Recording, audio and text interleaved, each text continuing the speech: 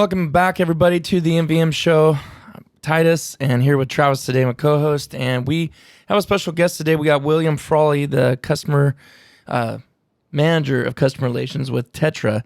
So we're really excited to talk to him today. Just real quick, wanted to give a quick shout out to Heavy Shot and you, Canuba, for all their support for us. Guys, you know how we feel about them. You hear it on every podcast, and we can't say enough thanks to them. But also, we want to say a big shout out to Tetra, too, for with the collab that we had in Kansas with the Flyways Collective. They supported us, and we really can't say thanks enough to them either. And I tell you what, we're going to talk more about that here in a little bit, but we want to dig right in and start talking to William Frawley out of good old Tennessee. I've actually only been there. Have you been there, Travis? Never been to Tennessee yet. I've been there once, but beautiful place. Yeah, yet. But anyways, we want to introduce him today and just ask how you been, man. Man, I've been getting by, living a dream. Can't complain. But yeah, y'all are more than welcome to come in Tennessee whenever you want. Just don't come during turkey season. Enough people already come to that anyway. You'll be busy, huh? Is there no turkeys there or what? Oh no, there's plenty of turkeys. That's the problem. Now, what species do you guys have? Do you have the Rios? Are they we Easterns? got the Easterns. Easterns, okay. Yeah. Oh yeah. Hollywood. Nice.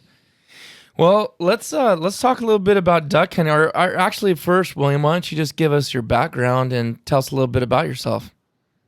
Well, like you said, my name is William Frawley, manager of customer relations at Tetra Hearing. It's my day job, and I have been a hunter ever since I could walk, pretty much. Grew up in it. Pretty much, if it was in season, we were shooting at it. If it was legal, it was going to die. Squirrels, rabbits, turkeys, deer. I never really got into duck hunting until I got into high school.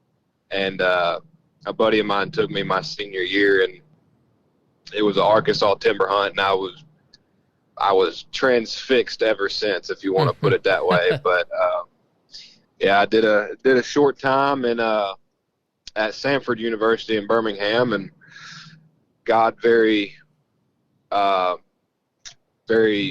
interestingly enough pointed me in a very different direction and sent me to Harding University in Arkansas, which is right in the middle of the Mississippi Flyway, where I studied for 3 semesters.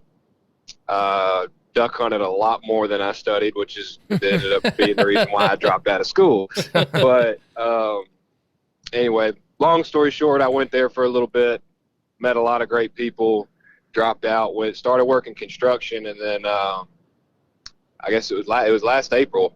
I went to the NWTF convention in Nashville, and Tetra was there. Bill and David were there, and David and I go way back. He and I have known each other for a long time. I think I was 9 or 10 years old when he and I first met.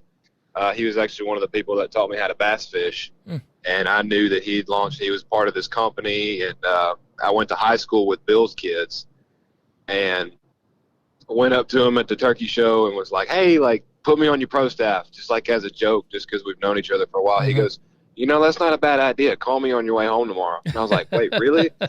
And so I called him, and we got to talking about it, and he didn't mention anything about a job.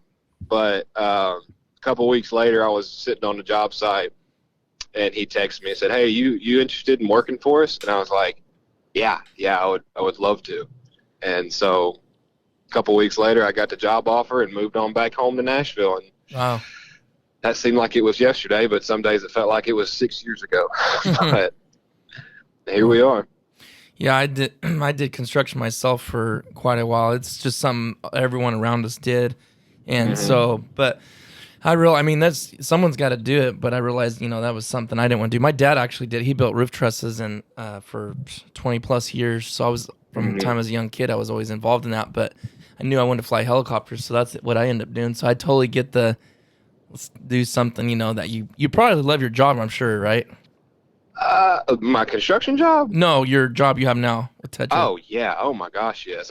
Ever since I was a little kid, I always wanted to work in the hunting industry because I was just it was something that I loved, and it was something that I was good at. And, watching Michael Waddell and Primos and on Harold Knight, Knight and Hale, and all those guys on TV. I'm like, I want to do that one day. I'm not doing that, but just the fact that I'm working in the outdoor industry is sometimes I wake up and I'm just like, God, I'm so blessed, you know, just all the connections that I've made and all that fun stuff. But yeah, we feel you in that way. I feel the same way. Like, you know, I'm just here doing a little channel just to relate to you, and it's like, yeah, I'm nothing special. We're just a couple of friends that have a good time, and like you said, enjoy God's creation. Get out there be with friends and family, and see what God's created. And you're like, how can you not be thankful for it and enjoy every second of it? You know? Yeah. I'm not getting rich. I'm not getting to hunt every day, but it sure beats the crap out of what I was doing before. So. Yeah, no kidding. So how's your season been going? Have you got to hunt very much, or are you busy with work? Well, that's kind of the nice thing about working in the hunting industry is you can kind of be like, hey, I'm going to go sell some in Arkansas and then hunt in Arkansas. But God, it's been tough, dude. We have had to fight tooth and nail to kill ducks this year. It's just, I don't know what's been going on. Tennessee, Mississippi, Arkansas, they're just not there. I mean, it seems like you're either burning them down or you're getting whooped. There's no in between ground, huh? There is no gray area this year. Wow. Usually the gray area is pretty wide and people tend to find it, but I mean it's night and day. Wow. And no one knows why. Like all the people that I've talked to, they can't figure it out. I'm one of the conspiracy theorists that think the flyway is moving further west. Really? To Oklahoma and Kansas and Nebraska and all that. But I'd like to hear more about that. So what are people thinking? So like certain species of ducks are less, or just ducks in the whole general? Well, they say so from what I understand is it takes a couple of generations of ducks to change their flyway. This is from what I understand. And so, I mean, in a couple of generations of ducks, they don't live that long. That's 10 years? Yeah. And so, and if they start, and as heavily pressured as Arkansas and Louisiana and Missouri and pretty much the west side of the Mississippi River from Canada to the Gulf of Mexico, somebody's hunting them. You know, they're getting hunted somewhere in between from when they leave their nesting grounds till they make it to the coast. And I personally, there may be zero validity to this, but personally, I think they just got fed up getting shot at, so they started flying more west. People are saying they fly more east. I think they're flying more west because I've got buddies in Oklahoma and Texas that are shooting more mallards and pintails than they ever have in their entire lives. And that's a good indicator. I mean, word of mouth, how that spreads, it's kind of an obvious sign. Like, but I don't know. Like year to year, things change. Like we get certain birds here sometimes. We'll have tons of widgeon. And we're like, what in the world? This whole year has just been widgeon. And then you just don't shoot some for a couple years or 3 years, 4 years. Right. So it is weird how. Yeah, it seems like this year the teal are really hanging out. The blue wings, the cinnamons, seem to be staying here maybe longer and in more abundance. I mean, we've seen them, through the whole year, but there seems to be a lot more teal right now this late in the season. Yeah. Well, heck, I was in Arkansas opening day, and it's usually opening first split. Well, this year the first split was really good. Everybody was burning them on the first split, but I shot a blue wing teal on opening day in November, and I went and picked it up, and I'm like, you're supposed to be in Louisiana right now. Like you're way behind schedule. But then again, it was 65 degrees on opening day, maybe. Yeah, I mean, I also think the weather has a lot to do with it because, you know, like you said, word of mouth, I get to talk to people all over the country for work, and I've got people in North Dakota and Minnesota and South Dakota that says that they still got open water, and they still got ag fields that aren't covered in snow. How far north? Oh, I don't know that for sure. I couldn't tell you. But I mean, ducks are lazy. They're not going to go unless they have to, and I mean, geese are different. I think geese suffer from the largest amount of FOMO in the entire animal kingdom. So if one of them gets up and goes, all of them are going to get up and go. But ducks, I mean, ducks aren't going to go unless they have to, unless they run out of food or the weather covers them up. Especially mallards. Especially mallards, yeah. And I think, I don't know if there's a duck hunter out there that just is not, mallards is just the one everybody wants to shoot, you know? Yeah, it's certainly the one that everybody pays a lot of money to kill. That's for sure. Mm-hmm. Yeah. But so there's also a lot of people. There's also a lot of people that think the fact that we couldn't go up and hunt north of the border has something to do with it too. Okay, and I've heard a lot of that this year, and I wonder how much that really affects it, because that's just pressure, which is a big factor. But usually, what duck's eyes seem like they do, I don't know. I thought there's no way pressure's ever pushed a migration, has it? Or because to me, pressure just pushes them to a private area, and that's where they stack up at. Right. But I don't know. Do you think, Travis? Do you think But pressure? This is certainly an unprecedented situation. Yeah. So, I mean, it's not really nothing we could compare it to. But I mean, I don't know. It just makes me wonder, though, like how many people really were going to Canada? It must have been an outstanding number or something. Yeah, I mean, from all the people that I know that go and hunt Canada every year, or at least try and go and hunt Canada every year, they all went to North Dakota. My dad went and hunted North Dakota and said that there was people everywhere, and people that I've talked to through work, they said that there was more people in North Dakota than there's ever been. And so I think that was probably their consolation was, oh, well, we can't go to Saskatchewan or Manitoba, so let's go to go to North Dakota. Yep. But I don't know. It may be a perfect storm, that kind of like a deadly combination of no pressure in Canada mixed with a very mild winter. Yep. And, if there's nothing to make them move, they ain't going to move. Yeah. Yeah, true. Not cold enough to freeze up or. Right. Yeah. So I'm just curious. I'm only getting this off of the comments and stuff I see like on our channel, because I get a lot of feedback from like people all over the United States how duck hunting is where and this and that, and there's birds here and not. And you can't trust everything, because some people, they may be younger or they may not go that many times a year, so you don't really know what to base it off. But I mean, Tennessee, can it be really good, or is it such a small area? Is it tough? Is it always tough no matter what? Because you never hear much about it. That depends on who you ask. Okay. That depends on who you ask. Reelfoot Lake, which is in about as far northwest Tennessee as you can go. It was flooded in the 1800s by an earthquake, and the Mississippi River got out and flooded it. And then when the water went back down, it created a crater where it filled up the water. And then when the Mississippi receded, the lake stayed. And so it's the largest man-made lake in Tennessee. And that's the Stuttgart of Tennessee. Okay. That's historically people will torch them there. And I've heard of people doing it this year, but people kill them in West Tennessee. Mm-hmm. People really do. There's outfitters in West Tennessee. There's not a ton of public land in West Tennessee. There's not a ton of public land in Tennessee, period, to kill ducks on.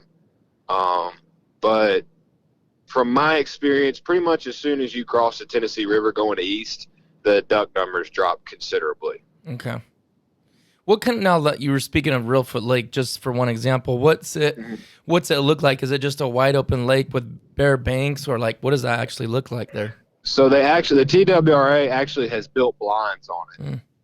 And so there's been a lot of controversy over those blinds. But so the TWRA, pretty much on any WMA in Tennessee, there's blinds on it. There's man-made blinds on it that the TWRA built and that they have draws for every year. And so the only exception to that is Reelfoot. Now, well, not anymore. So Reelfoot, you used to be able to grandfather the blinds. So let's say 15 years ago, you got drawn, you could keep it every year until you died. And then when you died, you could give it to a next of kin. So let's say my dad got drawn at Reelfoot in 1994 and he died 2 years ago. He could then give me the blind, so then it is my blind. Wow. So, and you can jump. So there's a thing called jumping blind. So legally, if I don't draw the blind, I could hunt it. But if the person who drew the blind shows up before legal shooting light, you have to give it up. Oh, wow. But if he shows up after legal shooting light, legally he can't run you off. How does that go over? I've heard horror stories. I've heard horror stories. There's some Dyer County is notorious for tire slashing it. Oh yeah. That's like that. I think that's everything. That just proves that it's in every state, because must be like the Delta. The Delta here is, you hear horror stories all the time, and sometimes I wonder if that's just stuff to scare you from going out there and making more pressure, or if it's true. Which, I know it's true because there's enough people have told me that I believe them. Yeah. Duck hunters are it may be a scare tactic, but I'll never find out. I'm not going right. Yeah. So, let's just kind of roll in just real quick to Tetra Hearing. Again, great product. It seems, as far as I know, great people so far, and it sounds like God-fearing people and really friendly. And Bill's texted me a couple times and super friendly. And in fact, I was a knucklehead that broke my Tetra the first time I got him, and I was telling William that I opened it. The other guys, so there's 6 of us. There's Josh, and Josh already had some. Well, he got some new ones, but there was Josh and some new ones. Yeah, Josh and Thomas, all of us, right? We're opening them up. They're already putting batteries in, closing it up, like sticking hers. I'm the guy that's reading the directions. I want to do this properly. This costs, decent, good money, and like I'm not taking advantage of this.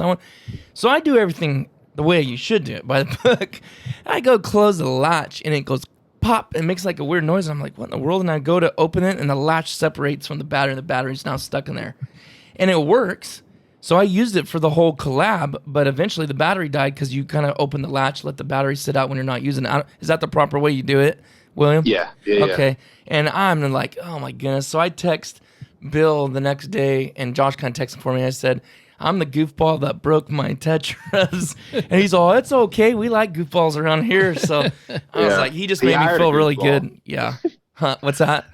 I said he hired a goofball. We're well attuned to goofballs around here.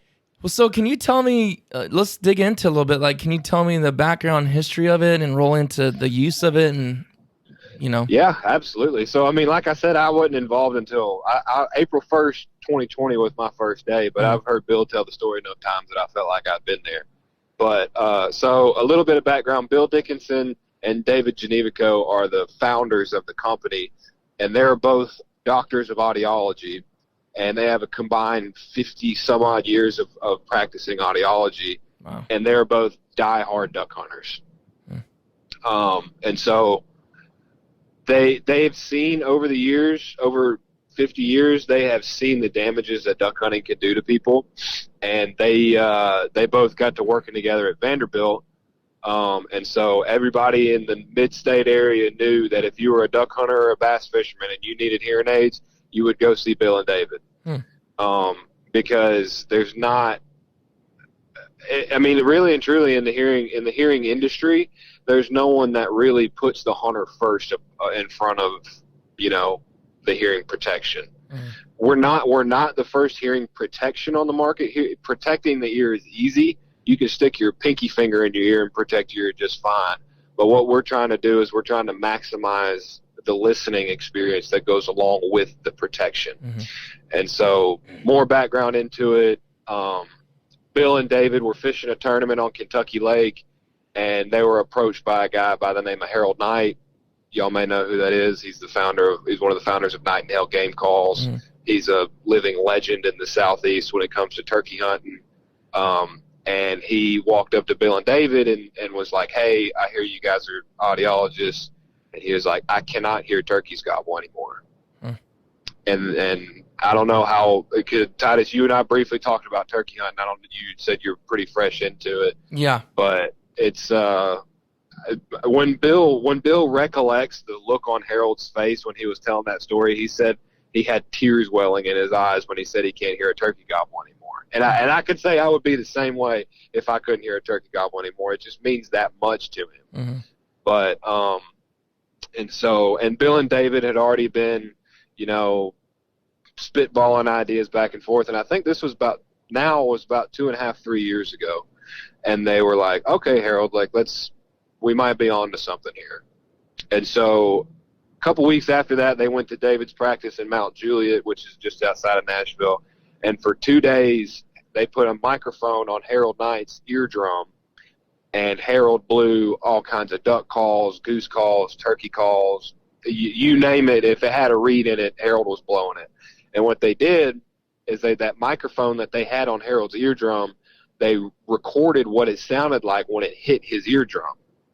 And what they did is they digitized that sound and overlapped it with a highly sophisticated hearing aid chip, to which you would get the waterfowl alpha shields or the turkey amp pods or the deer amp pods or whatever it is, or the first pursuit-based hearing technology on the market. And so there's a lot of other companies. I'm going to maintain professionalism and not name names. There's a lot of other what claim to be hearing enhancement companies for hunting, and they use single dual band processors, very low end, cheap processors that gives you a less than stellar hearing experience while protecting the ear, because like I said, protecting the ear is easy. So they have single, dual, maybe a 4-band processor on their higher end stuff. Our low end model has a 12-band processor, and our 90 level has a 16-band processor. And so what that allows us to do is be incredibly specific in terms of what we isolate and enhance and suppress. And so, for example, a turkey gobble happens within 4 bands of frequency. If it doesn't happen within those 4 bands of frequency, it's not a turkey gobble. And so they found that out, and what they've done in our turkey programs is isolate and enhance those specific bands of frequency. So the processor acts as a filter, and it only lets in what you need to hear. Same thing for the waterfowl, same thing for the upland, the range, the elk, the deer, all of it. And so that's why when you put your alpha shields in, Titus, when y'all are in Kansas, when you put them in and you could hear your goose call and your duck call clear as day, that's why. Because they put 2 years of research into it. Wow, that makes total sense. That's super interesting. I didn't realize that much went into it. Oh yeah. Wow. Yeah, it's pretty mind blowing, to be honest, because I didn't even know that much went into it. And then Bill told me all that, and I was like, wow, like that is absolutely insane.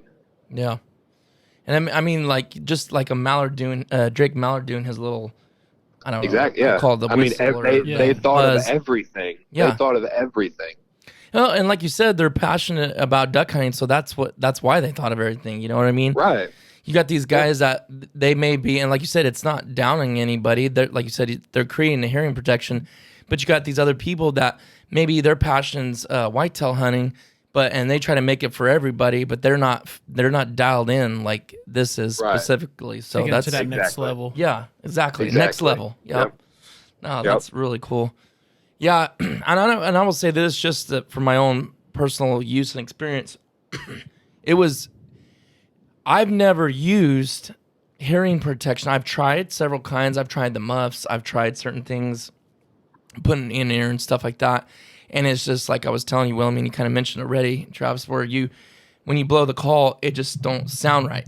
Yeah. And is that what's deterred you from ever using hearing protection, or you just didn't want to use it? Period? My biggest thing is I always like to be able to. I'm sorry, buddy. It's always like I like to be able to hear, and so usually like any kind of hearing protection I ever used, like I didn't like big old earmuffs on my ears, and then just sticking something in my ear to block noise. I hate it because I love to be able to hear things.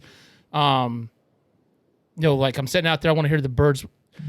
I use a face mask sometimes, and I have 2 different face masks. Well, I can't stand for my ears to be covered up because I can't hear things. I can't hear the whir of the wings, or the quacks or whatever it is. I can't hear that thing. So I'm like, you know what? I can hear pretty good, and just didn't value my hearing at all. Just basically like, you know what? I'd rather hear the birds and kill birds than not to be able to hear anything. You know, and I think the hearing is a big part of duck hunting. Yeah, absolutely. Yeah, so I never even really considered hearing protection at all. Just for that fact. Yeah, just because I want to be able to hear stuff. Mm-hmm. Exactly. Yeah, and that's there. You believe me, you are not alone. You're not alone at all. I mean, I can tell you from personal experience, I was the same way. Like I love to hear myself call. I may not be the best at it, but I'm if there's ducks in the air, I'm blowing it. Yeah. And so and I'll give you a little bit more background on myself. So I've got 40% hearing loss across all frequencies in my left ear. Wow. And that happened from one pull of the trigger. And so it's kind of going back to like what you were saying, Travis, about not really feeling invincible. Yeah. But, I can hear fine. Like, why not? Like, you'll take the trade-off almost. Exactly. Yeah. Exactly. And so, not to chase a rabbit down a hole, but what hearing loss comes from is noise level. There's a direct correlation between noise level and duration of it. So a gunshot's loud, but it's quick. It happens very fast. And so that's why not a lot of people wear the hearing protection, is because it's over and done like that. Like, oh, it's just one shot, I'll be fine. That was my thought process. And it was when I was at Harding, when I was 20, a group of, my brother swears it was canvasbacks, but I never laid eyes on it, so I cannot confirm nor deny this. But a group of ducks, we'll call it a group of ducks, buzzed the decoys, and we're just sitting there in the trees just talking in a marsh. And he sees the ducks and swings and shoots. And when he shoots his 3.5-inch ported barrel 12 gauge, his muzzle was at the most 20 inches from my left ear. And so needless to say, it rung my bell. I think it gave me maybe a little bit of vertigo. And it hurt. I mean, it rang my right ear. That's how loud it was. And the right ear was on the opposite side of my head. But, and then my ear rang for about 2 weeks, and I went to an audiologist, and he was like, yeah, like, I see this kind of hearing loss in 40 and 50-year-old people. And he's like, how old are you? I said, 20. He said, yeah, he said, you need to do something about this. And so I started trying out different products from different companies, again, maintaining professionalism, not going to name names. And my biggest thing, like you said, Travis, my biggest thing about it is I could not hear. Yeah. I tried the orange rolled up plugs. I tried I tried the over the ear. I tried the whatever it was, I've tried it, I promise you. And my biggest thing about it was I couldn't hear, and I couldn't hear myself call. I remember one in particular, I purchased it Thursday, picked it up on Friday, hunted with it Saturday, and it was in the mail back to the manufacturer on Monday morning. Yeah. That's funny. Yeah, go ahead. Yeah. And it's just, and that's been my biggest hang up about wearing, and even after that, I would still never wear hearing protection. And then I told Bill and David all this throughout my interview process, that I understand that something needs to be done, but maybe this is it, because you can only believe something so much. I'm the kind of person that can only believe something so much on paper. Like, I've got to try it for myself. Oh, for sure. Yeah. For it to see it work. And on my first day, on April 1st, and we hadn't even gone 15 minutes into my introductory meeting, and I was like, I want to see if these things are legit. And he's like, are you serious? I'm like, yeah. Like, dude, I've been reading about them for the last month and a half. Like let me put them in and let me go to work. And he's like, okay. And he let me put them in, and I brought my calls, and I blew them high, low, fast, soft, you name it, Main Street, realistic, whatever it was. It was coming out the other end of that call, and it sounded like there was nothing in my ears. And I remember I took them out. I looked Bill and David in the eye and said, oh, yeah, I can work with this. Like, there ain't a duck hunter alive that does not need these in his ear. And now that I'm on this side of it, there's no excuse to not be protecting your ear. We always say, we don't care if it's not us. We just want you to use something. Obviously, we would prefer that you use us, but we would rather you not use us and use something else than use nothing at all, if that makes sense. Yeah. Well, they're obviously passionate about helping people and protecting people. Exactly. So that makes complete sense. Yeah. Yeah, and we're not in this to get rich. We're not in this to sell widgets or the next gimmick in duck hunting or turkey hunting or deer hunting. We're legitimately concerned about helping the future of hunters. Well, that's why we're doing it. Explain to us about about what it can do for your health in the long term down the road. That's what I think myself I didn't know, and a lot of people don't know. Yeah, I mean, I didn't know that either until I started working, but I'm going to try and put this in layman terms the best that I can, because, again, two doctors of audiology found this out over 50 years of practicing, and I'm a slow-talking redneck with a high school diploma, so just bear with me. But so the long and the short of it is hearing loss is directly correlated to dementia and Alzheimer's. And the reason being is because when you damage your hearing, you're damaging parts of your brain.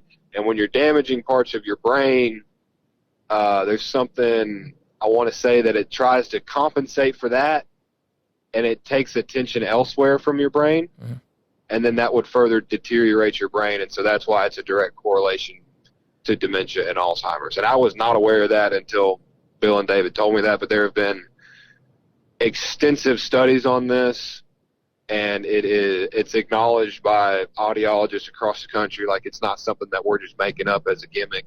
Like, it's a very real thing. Yeah, and the thing is,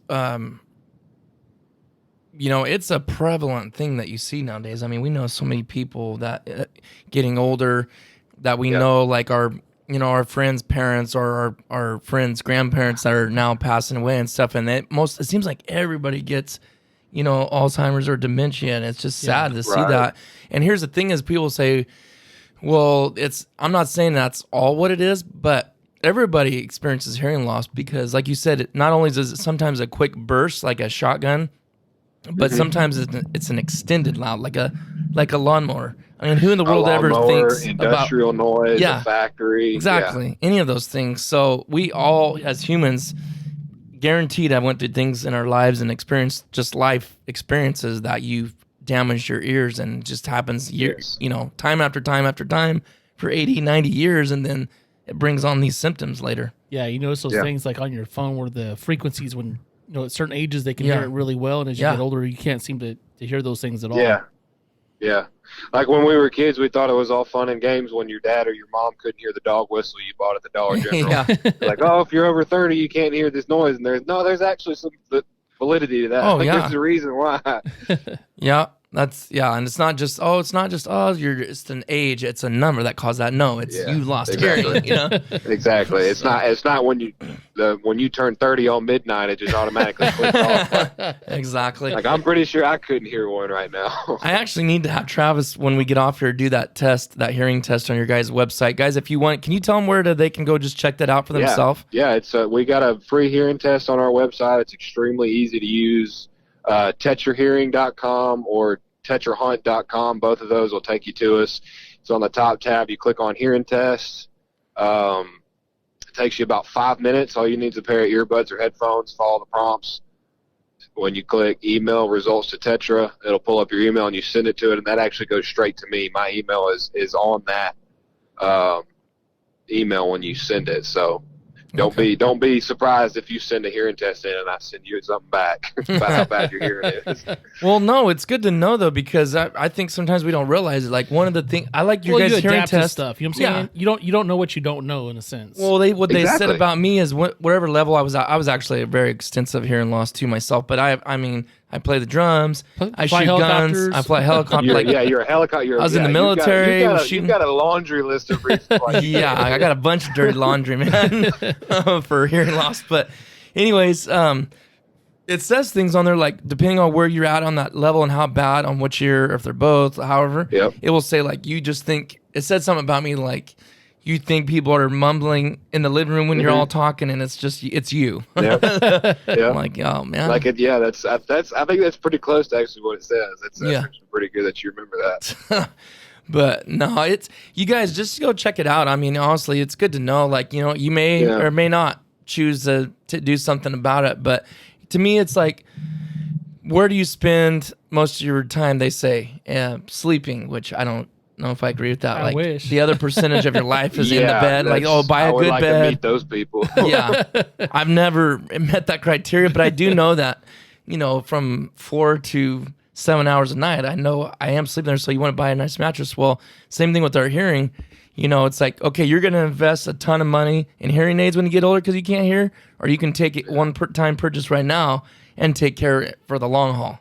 It's kind of, and that's kind of the approach that I take to it, because I was one of those people that I'm going to buy the best thing that I can afford. I mean, whether it's my gun, whether it's my waders, the calls that I get, like you can ask anybody that I hunt with. I hunt with some pretty nice stuff.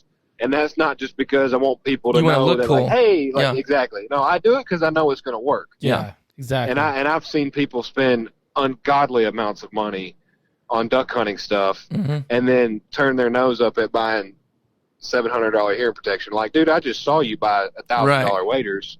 Yep. Like, don't tell me you ain't got the money, and don't tell me that, like, it has to do with your health. Mm-hmm. Oh, like, my goodness, I think you can sacrifice not buying one gun for a year and buy you some hearing protection. Yeah, dude, I totally know what you're talking about, because it's like the same thing with Sitka. I was never against it, but I'm like, man, I ain't gonna, spend that money or whatever. And then I tried the waders, and it was like, because I'm buying waders every year or every 2 to 3 years. Every 2 years. Yeah, and I'm doing the math in my head. I'm thinking, okay, here's $300. Here's $300. Here's $300.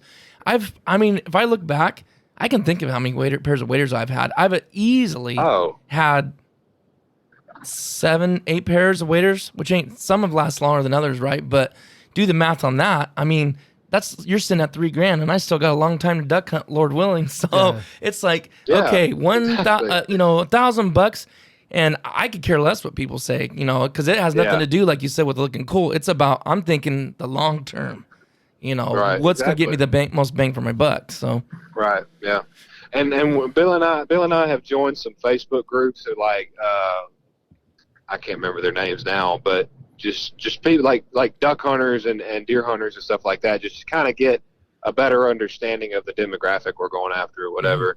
And people will actually get on there and be like, hey, interested in hearing protection for duck hunting, like, any suggestions? And of course we're going to go in there and plug our company like anybody with 2 brain cells would do. But there's actually people in the comment sections of these posts saying, like, oh, you don't need hearing protection, like, I'd rather go deaf, or like, don't be a what, and I'm just reading these comments like, you've got to be kidding me. That's crazy. Like, when I read that stuff, like, that, to me, that's like somebody going, oh, hey, suggestions for a new truck. Oh, go ahead and get you don't need a seatbelt. Don't worry about a seatbelt. You'll be fine. Yeah. Like, that's what I read it like. And, like, people say, like, oh, you don't need hearing protection. Like, you'll be okay. Like, I'd rather go deaf than have to wear earplugs while duck hunting. Like, you got to be, like, that's moronic to me. It is. Now it is. I mean, you asked me that 2 years ago, I'd have been like, yeah, whatever. But now that I know what I do know. Yeah, but even then, I don't think you would say a statement like that. It's like, hey, it's their choice. People would do what they want to do. But just to say, don't wear, I'm going to go deaf. It's like, that's kind of stupid to say. Like, I don't want to go deaf. You know what I mean? I hope no one in their right mind would want to go deaf. Right.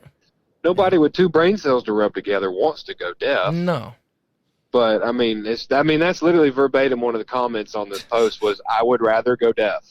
Oh man, it's always always entertaining. Oh my god. Yeah, I'm sure you get some lovely ones. Oh yeah, it'll just blow your mind. And you know what though? Yeah. I've always say this though. It does make you a little bit more. I don't know how the right word is, but maybe more sensitive to what people say sometimes, or what you say sometimes, because you're like, okay, I don't want to be one of those guys, and you just got to think about what you say more, because you know how it is. Text, it's hard to really get emotion from things that are written out or text. Or intent or anything like that. Yeah, exactly. Things can be misconstrued very easily. Yeah. But that statement right there pretty much seals the deal. I don't think there's everybody's picking up what they're putting down. Say something like that. Yeah, exactly. Hey, so we were talking a little bit about conservation, and I bring that up, conservation goose hunting, because I've been looking into some hunts, and it's coming on us, and unfortunately duck season's getting close to end, turkey season's coming up, which we're going to have you on here again. If you guys enjoyed this, go ahead and comment and in iTunes and let us know what you think and what you'd like to hear more. But conservation goose hunting, what do you got going on with that? What's your experiences in that? I kind of want to talk some 2 words: fast and loud. The e-collars, the geese, I mean, you and I talked about it the other day, it's obnoxiously loud. Mm-hmm. But when it pays off, when it rains, it pours, quite literally. A lot of times, from what people that I know that cut their teeth doing it, like the worst days, the most miserable weather days, are the days that you are going to knock them across the face. And I mean, in terms of the hearing protection side of it, we've had people that have gone on conservation goose hunts that have guided them every day for the entire conservation hunt in Arkansas and in Missouri, and they're just like, I'm never going to not do this, because duck hunting without hearing protection is one thing, but duck hunting without hearing protection while snow goose hunting is like riding through a blizzard with your windows down with no tires. It's just, it's not gonna, there's no good way to do that because the e-collars are so loud and the geese themselves are so loud that, like, you're not blowing your own call. And so you don't necessarily need, you don't necessarily need to hear yourself call. So if you have just, orange roll-up earplugs, then you're fine. But even then, people still don't wear them. Oh, yeah, no. Yeah, and that's last year. Last year was our first waterfowl season. The company launched in August of 2019, and so last year was the first year that we had people actually using it. And the people that, like I said, that guided for it would not just stop singing the praises about it. Like it's for example, the guys at Higdon Outdoors, they're a corporate sponsor or a corporate partner of ours. And they're like, it's so nice not being able to hear those stupid e-collars all the time. I bet. It's such a loud volume. And so I'm hoping to get on a couple this year. I got a buddy of mine that's got 15 dozen, I think is what he said. And so we may go try and knock some out of the sky. But I've seen the good things that they can do while duck hunting. I can only imagine the only way from there is up when it comes to snow goose conservation hunting. Yeah. Yeah, I was just wondering about, because goose, I mean, we've never really did that. We've never went out and did the conservation season. I haven't. And it's not because I never wanted to. It's just around here, they winter here, so we could rock them if we were around here. But the only thing is there's so much private property, and it's basically impossible to hook up with anybody to go. I've tried it. But it just, like you said, you were telling me, it's like, it seems like it could be very, very frustrating hunting snow geese during that time, because I just seen how they swirl and they swirl and they swirl and they just, and then they leave. and then leave. It's like, oh my goodness, that would drive me nuts. Yeah. I mean, it's feast or famine. I mean, it's like you're either burning them out of the sky or you're sitting there freezing your what off watching the snow geese fly over top of you. I mean, there's certainly no gray area there. You can find a gray area in duck hunting, but when it comes to conservation goose hunting, you're either on them or you're not, because they're so, like I said about back in the beginning when I was saying that, I think geese have the largest amount of FOMO in the animal kingdom. It's the same way. Like a group of ducks, you could break off one or two ducks off of a group of 50 or 60. The geese are going to go to the same place. Yeah. They're all going to the same place. There's no breaking off a handful off of a big group. If there's one of them going, they're all going. And so that's the thing, is you have to convince all of them to go. Yeah. It's not just like ducks where you could highball at a group that's flying through the clouds, hope to break off 3 or 4, and then they come down in your decoys. Geese, it's either all or nothing. I wonder what that is too. Is it just because it's just big, huge family groups? I mean, like, all connected up into one group. I think that is what it is. Yeah, because I mean, I've had people that hunt geese a lot that say that they'll shoot entire families. Like they'll shoot 3 or 4 out of them, and then the other ones will circle off and then circle right back and come back in, and they'll kill them too. Oh wow! And so I think that does have to do a lot with it. Is the fact that they're so, I guess you could call it tight knit. But we've had honkers do that too. Me and Travis and Thomas shot, was that last year? Early goose? Yeah. We shot 5 or 6 out of a group of, I don't know if it was 10, and one of them just came right back. Like, we just dropped 4 or 5 of them 20 yards, and he literally came right, like he was going to come back in the spread and got him too. Yeah. And it's like, well, I mean, honestly, with honkers, they're family groups, but it was just, I'm just wondering, like you said, that must be the same way with the snows. I think all geese are pretty similar. Yeah. Personally, I think I could be somebody that goose hunts a lot more than I could just blow up your comments. I could be like, that guy you had on is an idiot. Like, he doesn't know what he's talking about. Yeah, well, we were just casual conversation, but anyways, well, man, tell us where we can find you guys on social media and all that kind of good stuff. Yeah, so our Instagram is Tetra Hearing. I believe the handle is Tetra Hunt. We also have a Facebook page. When are you going to release this? This will be on Monday. Okay, well, cool. So Monday, if you're listening to this before January 31st, 2021, we are running our end of the season sale. $100 off our 60 level Alpha Shields, $150 off our 90 level Alpha Shields, $200 off Alpha Shield Multi Pursuits, and $250 off all of our custom products. So if you're listening to this before January 31st, 2021, go give us a look, get your hearing test done, and give me a call. Our number is on the website, and that comes straight to this line that I'm talking on right now. And so if you want to call and learn more, or you just want to call and talk a little duck hunting, feel free to ring me up. That's awesome, man. Well, thanks, William, for coming on. We appreciate you with your knowledge with the Tetras and also just talking about duck hunting. We can sit here and talk for duck hunting for days. So, oh gosh, I would burn your ears off. I'd burn yours. We just burn each other's ears off, I guess. Then, yeah. Well, thanks for coming on, man, and thanks everybody for listening in. We'll see you guys on the next one.